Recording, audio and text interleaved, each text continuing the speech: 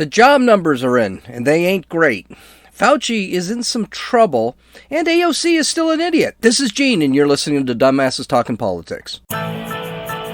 Hey, this is Gene. Welcome back to Dumbasses Talking Politics. Had a great day yesterday on my day off, and let's get to it. The job reports is in for May. Now, they're not completely in. I haven't read all of the report, but it's still rather disappointing. It is not much better than it was in April. A ton better than it was in April, but not great. So employers added 559,000 jobs in May. That's pretty good. But the target was 650,000 jobs. Okay? Now that is down still 20%. I mean, it's just not a great number. And you remember, they adjusted that target from 978,000 expected jobs in April. So even though they adjusted from April to May, it still was short. The unemployment rate did decline 0.3%. So now it's down to 5.8%. That's good. It does bring that is actually the lowest it's been since the pandemic started. Most of the jobs gains were in the entertainment and hospitality industries, hotels, airlines, casinos, restaurants, movie industry. Those have actually done very well, but 20,000 jobs were lost in May in the construction field. Guess what that means? Housing is going to go up. So, good and bad here. U.S. companies are really having a hard time getting anybody in because of this extra $300 a week to stay at home, the unemployment insurance. This has got to go away. Economists are saying that this market recovery is not going to happen with these benefits still remaining. People are not going to go back to work if they're making more staying at home. And that's exactly what is happening. 25 states so far have basically said, okay, we're going to end these benefits, including California. California is talking about ending these benefits a few months early in summer. So even California is beginning to see that these benefits are not a good thing. So the other problem with this report is the labor force participation rate basically went down a little bit. That's bad. It means there are more jobs, but people aren't jumping in as the jobs are being created. Now, they expected this to go up back in February, and it actually went down 1.7%. So this is not good news for the Biden administration. Yes, it's things are looking a little bit better, and it looks like we could get a superheated economy. But with the fact that people have a ton of money right now, and services and production and supply lines all are in the tank right now. So everything from lumber, gasoline, cars, steel, everything is going up. This is inflation. Because there is actually more demand than there is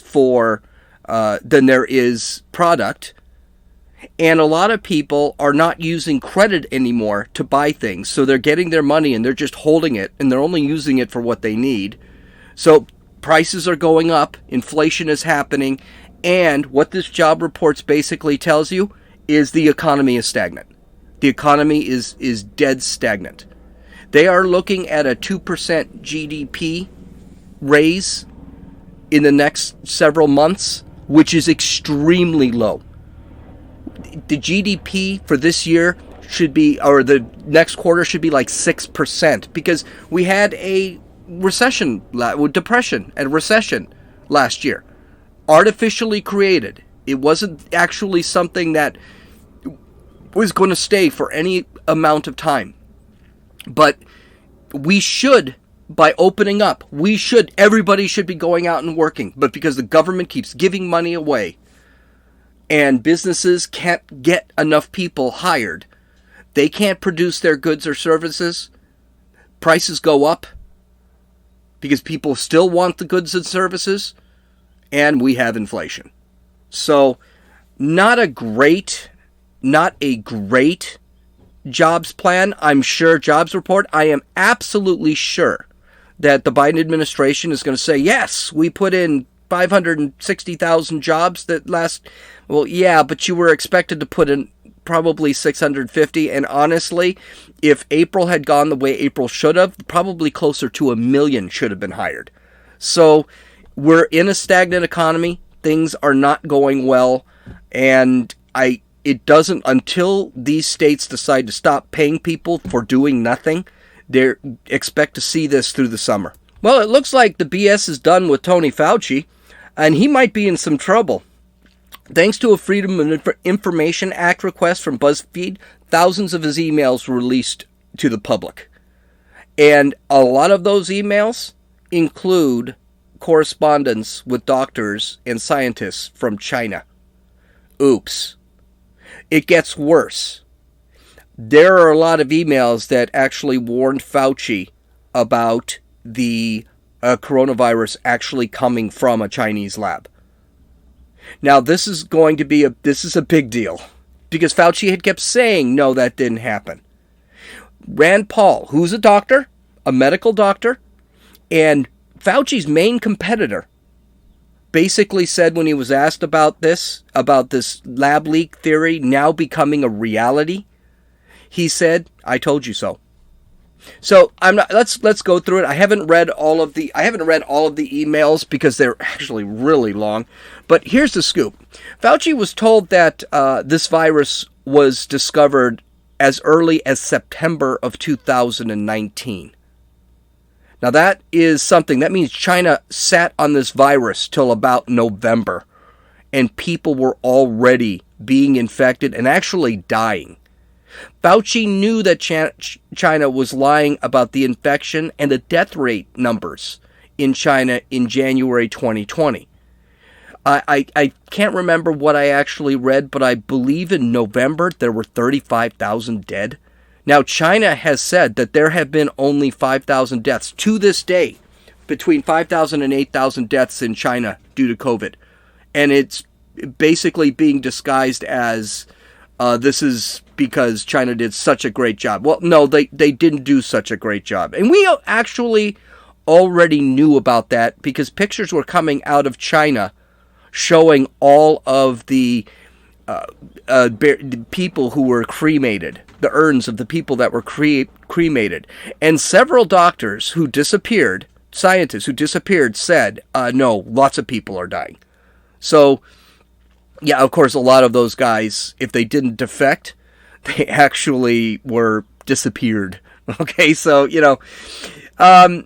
Fauci knew that the WHO might be wrong about how the virus was transmitted. The WHO actually wasn't sure how the virus was transmitted, but they said it couldn't be transmitted person to person. That turned out probably to be a lie. But there were a lot of information about the virus that was ignored. For example, masks weren't. Fauci said several times, and he did say this later in 2020, but masks didn't seem to be doing too much.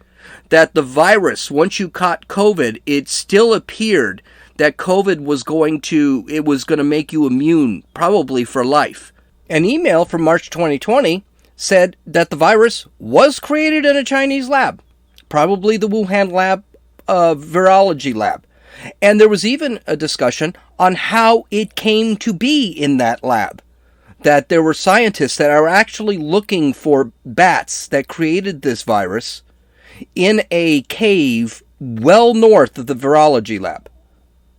He knew there was gain-of-function research in a Wuhan lab, and he had actually had a meeting with a secret conference call with with certain scientists to discuss the situation. Finally, and this is a big one, the United States may have been financing this. The NIH, which is run by Fauci, were giving grants to companies to do gain of function research on viruses. Now, what a gain of function means is that they actually manipulate the virus so that it has more function than it normally does. Now, typically that's done so that they can create a stronger virus, or a virus that is easier to work on, so that they can create vaccines for those specific viruses.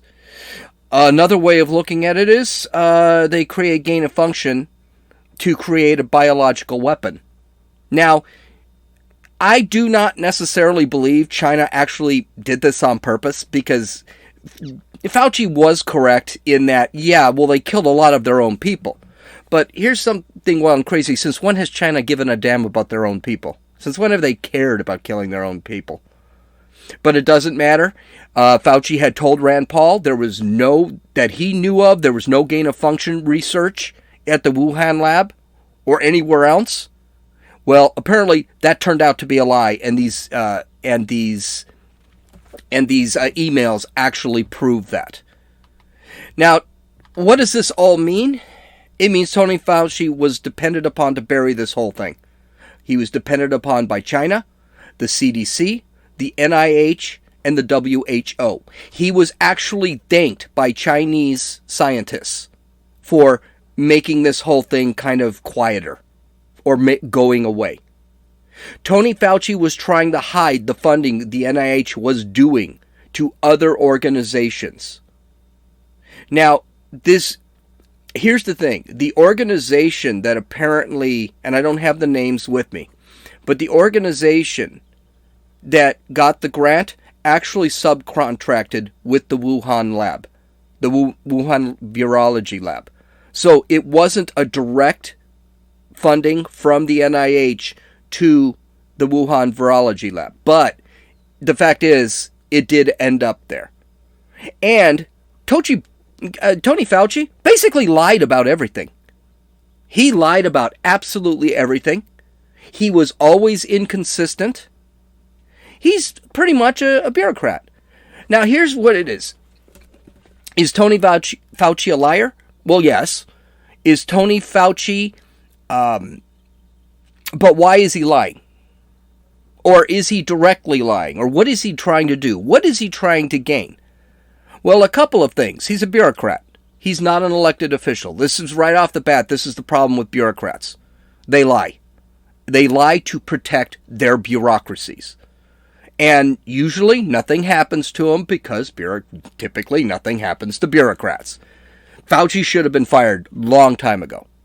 The other thing, I think Fauci loves the attention. I think he absolutely loves the attention. I think he's been on InStyle magazine. He's being interviewed left and right. Listen, I don't think Dr. Fauci is an evil man. I think what he has done has been evil. And he continues to do it. The Fauci right now is all over the map on this whole emails thing. He is all over the place. He can't remember emails. Some were too long and he didn't read them. Right? All this stuff is happening right now. But there's one big excuse that seems to be his main theme. It's the fragility of China, and the fragility of China being actually accused of doing gain of research function, or this being actually China's fault. Listen to this interview he did with MSNBC. Question you probably hear a lot, I hear a lot, is from people out on the street and people who are on our show. Why is this so hard? Why is it so hard to find the source of this outbreak that's killed more than 3 million people around the world? 600,000 people here in the United States, has upended our lives and our economy. Is it because China is so opaque? Is it because WHO is not sharing information? Why is this so difficult? You know, there are several reasons, Willie, why it's difficult. I think one of the things is that we need better access to all the information. I mean, it's obviously in China's interest to find out exactly what it is. And the is of the natural theory would be to find that link. So you have to keep looking for it. I mean, obviously you want openness and cooperation. One of the ways you can get it is don't be accusatory try to get both a forensic, a scientific, and an investigational approach. I think the accusatory part about it is only going to get them to pull back even more. We've got to do it in a combination of diplomacy, scientific, forensic investigation, and do it in a way that the people of good faith, not who want to do blame, but people in good faith are really trying to find out what the origin is. That was actually the toughest question that Tony Fauci was asked about this whole thing. There are other, like CNN, there was one gal, she's fawning over Tony Fauci. Our media is just terrible at this now. You can't believe a thing. But even this reporter did not push back enough to ask, here's the question I would have asked to push back. Does it really matter about the fragility of China? And they have already been stepping back from this whole thing. How much further can they step back on? They have been lying about everything. They've always been lying about everything. But nobody asks these questions. And Fauci won't go on a newscast like Fox News or anywhere like that, where they're actually going to ask him questions. The White House is also kind of dismissing these emails. Jen Psaki, in a press conference, has decided that this is no big deal. We're not going to try Fauci over emails that were from 17 months ago. Hello? Isn't that what you should be doing? Because 17 months ago, we shut down the economy based off the advice of this freaking liar, bureaucrat, piece of garbage. We are all walking around masked because of this piece of crap. Oh yeah, and she still thinks Dr. Fauci is valuable and awesome. Listen to what she has to say. And then going to the emails of Dr. Fauci, there was an exchange between Dr. Collins and Dr. Fauci referencing a Fox News report discussing basically the lab leak as a conspiracy. Collins denied, jumping to conclusions, and he asserted that his mention of conspiracies was referring to the rumor that the virus was bioengineered as a weapon. Is that the position of the administration and their top health experts, that this was not engineered, or is that still an open question and part of this review? Well, I think we've spoken to this pretty extensively from here. Let me just say on Dr. Fauci and his emails, he's also spoken to this many, many times over the course of the last few days, and we'll let him speak for himself. And he's been an undeniable asset in our country's pandemic response. But it's obviously not that advantageous for me to relitigate the substance of emails from 17 months ago. Well, yeah, Jen, it is important to relitigate the emails from 17 months ago, because people are now calling for $10 trillion to be taken from China over the disaster that they created. And with Fauci conspiring with Chinese scientists, the WHO and the CDC, and apparently the media and social media, because one of those emails was from Mark Zuckerberg, the head of Facebook, that had advice or had ideas on how to appropriate the right information. So yeah, Jen, I think it is something we should actually discuss. And I think we should also discuss, though I do think China probably released this by accident, I do believe that, we should discuss what they were doing. And did they actually release it by accident? And maybe China should have to prove that they didn't release this virus on purpose. I don't understand this running away fear of China. We are still the strongest economy in the world. We will be the strongest economy in the world. We could bankrupt China in minutes if we just had a president and administration that had the balls to do it. Just sit back and say, you know something? We are not bringing in anything from China. Anything. We're going to boycott companies that are we're going to stop companies that are working in China. And Biden is actually doing a little bit of that to try and improve the economy. A little bit. We'll talk about that on Monday. But that's what we need to do, is start pushing China out of the American economy. And they are not in it for us. And if companies like Harley Davidson, Nike, Apple, all these companies want to build their product over there, keep them over there. Give them to China. Don't sell them to us.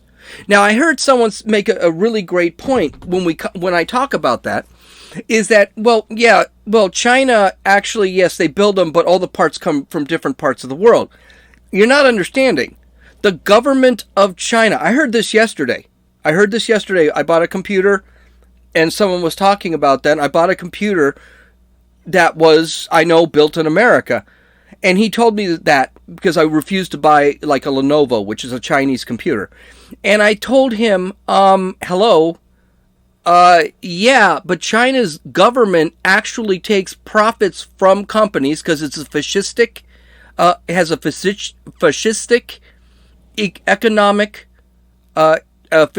economic policy. And so China knows what's actually being done at all times, and they make a ton of profit on whatever is made. And everything that is made is by slave labor, so the United States can still make United States products can still make a profit because the slave labor is so cheap. It's still going to be cheaper to build a computer in China. Hey, you know something? If you want to sell something in the United States, you build it in the United States, or you build it in a country that the United States supports, not the fascistic, horrid country, tyrannical, genocidal country like China. I'm sorry, I went 2 minutes longer on that than I wanted to, and it really had nothing to do with this. But don't think that China, now that they see what they did to the world today, and this is why this needs to be investigated, that now they might do it on purpose. Again, that's assuming they didn't do this on purpose in the first place. I don't think they did. But let's now say, you know something? They saw how powerful they've become. Maybe they'll do this on purpose next time because, hey, look what they did. I don't know. So yes, Jen, we need answers. And yes, Jen, we need to sit back and we need to indict Dr. Fauci right now based on emails from 17 months ago. Okay, I haven't really talked about stupid crap, and I love stupid crap, and thank God there's AOC. There's always something for AOC, and I really wanted to talk about a couple of other things, like the flag that was hung from a loop on a crane during Memorial Day, and then some campus stooge said that it was a noose. And then when they investigated it, it turned out, well, no, it's just a loop on a rope so that the flag could be hung on it. That's just pure stupidity that I did want to talk about. But AOC's got so much, and it's going to take more than 5 minutes. So I'm going to have to actually talk about that. And by the way, I did talk about the noose. So it's good to go. Okay. So we haven't talked about AOC doing anything really stupid, saying anything really stupid recently. Probably because she just hasn't been saying anything. Now you might think she's getting smarter, right? Nope, she's dumb as ever.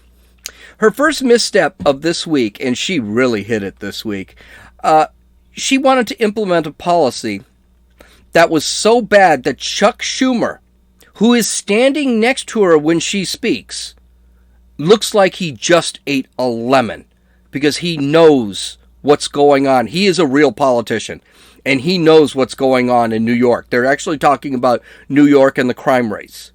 AOC believes that we could lower crime by getting rid of jails and prisons. Awesome. she's just so stupid. And those eyes, oh my God. Okay, listen to her. If we want to reduce violent crime, if we want to reduce the number of people in our jails, the answer is to stop building more of them. The answer is to make sure that we actually build more hospitals, we pay organizers, we get people mental health care and overall health care, employment, etc. It's to support communities, not throw them away. Oh, watch the video. Go to dumbassestalkingpolitics.com and look at the video. Chuck Schumer is freaking dying. And she's introducing policy that's just absolutely freaking insane. New York is falling apart because of high taxes and crime. And what does AOC want to do? She wants to let out more criminals? Yeah, this isn't working in New York. You know who's saying that? New Yorkers. They're either leaving the city and state or voting for more moderate candidates, not leftist candidates. The mayoral race is now made up of the top two, which is a former cop running as a moderate Democrat with a hard-nosed crime policy, and a guy who actually carries a gun when he's not in uniform. Actually, he's not a cop anymore, but he carries a gun because he can. And Andrew Yang, who is a moderate Democrat, also does not like the idea of defunding the police and raising taxes all the time. One of those two is going to win because the rest are leftists and are still pushing all those policies that have basically destroyed New York. By the way, need proof? 86% of New Yorkers believe that the police should not be defunded and the budgets actually should be increased. Keep going, AOC. Your policies are killing the Democratic Party. And by the way, I don't know if she's going to be a rep anymore because it looks like it's her district that's getting cut because New York lost so much population. But that wasn't the only dumb thing she did. On Twitter, she made the following post. Just over a week ago, my abuela fell ill. If you don't know Spanish, that's grandmother. I went to Puerto Rico to see her, my first time in a year, because of COVID. This is her home. She's got pictures there. Hurricane Maria's relief hasn't arrived. Trump blocked relief money for PR. People are being forced to flee ancestral homes, and developers are taking them.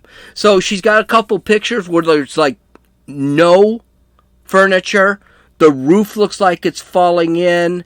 There are buckets everywhere trying to capture water from the roof when it rains. She got ravaged on Twitter for this post. She actually was blaming Trump because her grandmother was living in a crappy home. And because of Hurricane Maria, supposedly. We don't know. I'm not going to read the posts that were out there because they pretty much are all the same. And here's what it comes down to. AOC makes $174,000 a year and is worth almost $1 million. She's single with no children or expenses. She couldn't have helped her grandmother a little bit? She wears designer expensive suits and owns a Tesla. The other thing is, this hurricane happened almost 4 years ago. Now, the pandemic's only been a year. So grandma was living like this for 4 years? And she never helped her grandmother out? And the other thing that's interesting is Trump did send money, supplies, and military support to Puerto Rico during the actual hurricane. The mayor of Puerto Rico was corrupt as all sin. Actually got voted out of office, and I'm not sure, but I think she's serving some jail time because of it.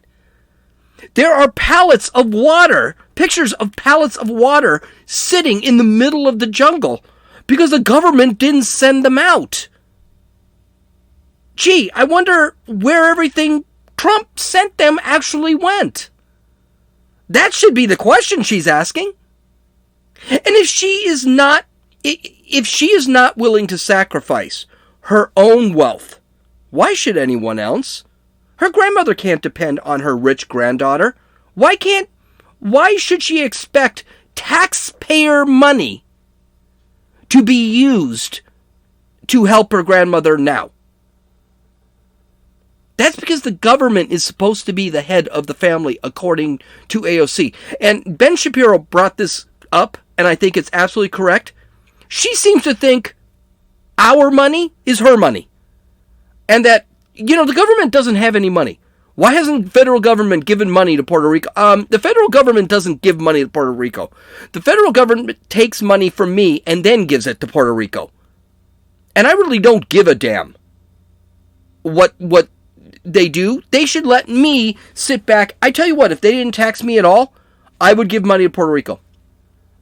I would actually do the charity thing like I've done in the past. It's just disgusting. Yeah, so she did get pillaged online, and she ended up issuing the following tweet after reading this crap. It was pretty bad. Quote, I want to be clear, while Trump admin had a major role, it wasn't just them. La Junta, local policies, etc. were all on the same page. Policies that pushed out local families. In other words, frickin' corruption. To turn this, and by the way, do you really give money to a already corrupt government? She's admitting this. To turn this around, we need audits and get recovery relief to people ASAP without the onerous strings. And for the record, my abuela is doing okay. It's not about us, but about what's happening to Puerto Ricans across the island. You know something? It's not about us. It's about you helping your grandmother. If my family needs some help, and this is, again, a Marxist concept where there is no family and everything has to be dependent on government, but here's the thing, government sucks ass, so government is never going to help. The problem here is the government didn't help her, well then you need to help. If my family had a freaking issue, you better believe I would help them. And I have. Okay, continuing. She had a place to go to and be cared for. What about the thousands of people who don't? You know something? Here's the thing. Why did she have to go anywhere? Why didn't she just pay something and help and rebuild the home? You remember it's ancestral home and crap like that. Now, before you worry about AOC's mental health after taking a drubbing like she did on Twitter, thank God for the January 6th riot. Because, the one thing she was, the one that was like a mile away from the riots and was in no danger whatsoever. And, the riots that actually didn't cause any injuries or deaths. But she's been so traumatized that she is now seeing a mental health care professional about it so that she can get over her PTSD. I guess because she had to close her door. I don't know. Maybe she can bring up some of these new issues about her grandmother and about whatever. Ugh. How do these people with so little mental and emotional constitution get into office and use that as a selling point for staying into office? When did victimization in this country become a selling point? I would say I was pretty much very victimized in the last 10 years after my divorce. The courts, everybody, no one gave a damn about me. Except my family. Which is how it should work. There were days I couldn't eat. And that wasn't a selling point. I didn't bitch about it. I didn't complain about it. I didn't make myself a victim over it. But this person, she makes herself a victim on just about everything else. And she becomes a representative earning all this money. Absolutely incredible. Okay. All right. You can follow me on... I'm sorry. I haven't done the social media yet. You can download or listen to this podcast on Apple Podcasts, Podbean, Podcast Addict, Stitcher, YouTube, and Rumble. You can visit my website at dumbassestalkingpolitics.com so you can look at all the media and the links and some of my show notes. You can actually visit YouTube and Rumble. I do have another Dumbasses Talking Politics video short. I am trying to get used to doing the camera thing, but I'm just not there yet, so I'm very uncomfortable in front of a camera. That's one of the reasons why I could do a video short every bloody day. This one is about the evils of TikTok. So, before I go, I know it's running a little long, but before I go, I've always said TikTok is evil. I think all social media is evil, but sometimes something beautiful comes in, and this is one of them. This is Danny Lass on TikTok. She's got a beautiful voice and a song celebrating her freedom. She's not celebrating her abortion, which is what the TikTok video on my Dumbasses Talking Politics video shorts is doing. She's celebrating her freedom. It is rare that I find something good on TikTok. But this is absolutely gorgeous. And let's close out the podcast with that. I hope you guys enjoyed. Have a great weekend. Talk to you on Monday. This is Gene, and you've listened to Dumbasses Talking Politics. And I see, because I'm happy. And I see, because